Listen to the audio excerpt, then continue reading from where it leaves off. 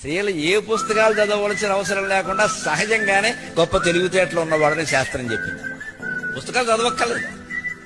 దూరం పెద్దగా చదివిన వాళ్ళు ఎవరు లేరు, మా అమ్మ సహా మా వదినలు సహా ఎవరు. కానీ బ్రహ్మాండమైన తెలివితేటలు బాబు. 2 బంగాళదుంపలు ఉన్నాయి, 4 గెస్టులు వచ్చారు, సర్దిసేవాళ్ళు, ఉల్లిపాయలు ఇచ్చేవాళ్ళు. ఉల్లిపాయలు ఎన్ని వేసినా అది బంగాళదుంపలు వేపుడే, ఉల్లిపాయ వేపుడు ఉండదు. ఇది తెలివి. ఈ తెలివి మొగాడు ఉండదు. తెచ్చుకోమని చెప్పాను కదా అని అదో కేకలేస్తాడు ఇక్కడ.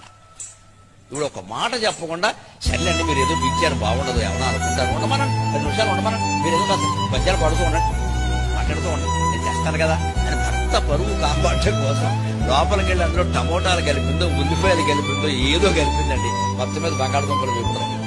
అందులో 2-3 బంగాళదుంపల ముక్కల పైన కనపడినా సరే బంగాళదుంపలు వేపుడే కానీ దాన్ని ఉల్లిపాయలు వేపుడు అనడానికి శాస్త్రం అంగీకరించింది. ఉండవండి ఉల్లిపాయలు.